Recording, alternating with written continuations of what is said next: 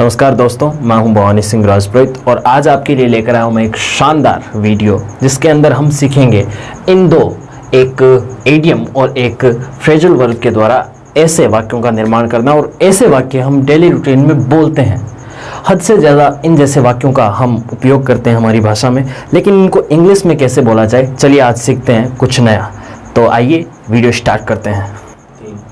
तो देखिए, हम अब सीखने वाले हैं इन दो फ्रेजल वर्ब और इस एडियम की सहायता से इन वाक्यों का निर्माण करना और इन जैसे अनेक वाक्यों का निर्माण करना।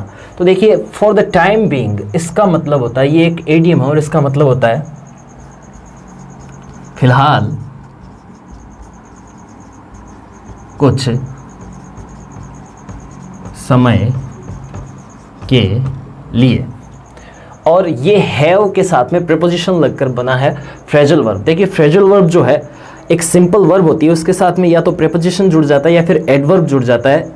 इन्हीं दोनों के जुड़ने से एक नॉर्मल वर्ब जो होती है फ्रेजल वर्ब बन जाती है और उसका एक अलग मतलब बन जाता है। और इसका यहाँ पर मतलब होता है किसी चीज को अनिवार्य रूप से करना, जिसको हम हिंदी में पड़ेगा बोलते हैं। इन जैसे वाक्यों में इसका उपयोग करते हैं। तो चलिए अब स्टार्ट करते हैं इन वाक्यों का निर्माण करना। हमारे पास सबसे पहला वाक्य, फिलहाल कुछ समय के लिए मुझे बीकानेर में रहना होगा या पड़ेगा। तो इस वाक्य को कैसे स्टार्ट किया जाए? देखिए, सबसे पहले हम फ्रेज को लिखेंगे और वाक्य बनाएंगे। For the time being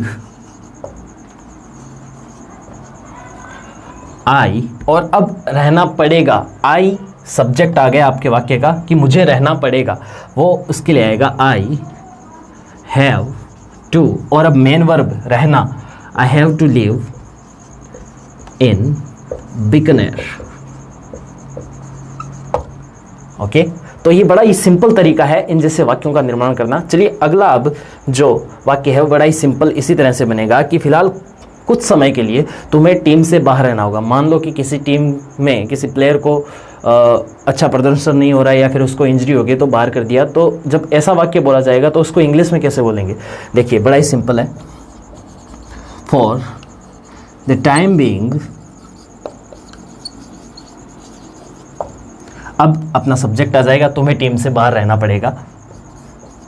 you have to be out of the team. बड़ा ही सिंपल तरीका है इन जैसे वाक्यों का निर्माण करना। अब कुछ समय के लिए आप वीडियो को पॉज कर लें या फिर इसका स्क्रीनशॉट ले लें और इस वाक्य को बनाकर देखें। तो मैं समझता हूँ आपने इस वाक्य को बनाया होगा। चलिए हम बनाते हैं इस वाक्य को। और यहाँ पर ये किस तरह से बनता है, देखिए। फिलहाल कुछ समय के लिए हमें मास्क पहनना होगा। इस कोरोना काल के महामारी के दौर में हम सभी मास्क पहनते हैं। हालांकि मैं अभी अपने स्टूडियो में और अपनी क्लासरूम में हूँ, इसलिए मैं मास्क नहीं पहन रहा हूँ। और मेरे साथ में मेरे ही घर का एक सदस्य है जो वीडियो शूट करने में मेरी हेल्प कर रहा है, मेरा भांजा है। तो हालांकि हम डिस्टेंस मेंटेन कर रहे हैं, इसलिए मैं मास्क नहीं पहन रहा, हालांकि उसने पहन रखा है। तो फिलहाल कुछ समय के लिए हमें मास्क पहनना होगा। तो इसको कैसे बनाएं? इसको ही इसी तरह से बनाएंगे कि for the time being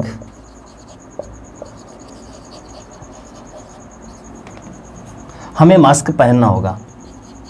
we have to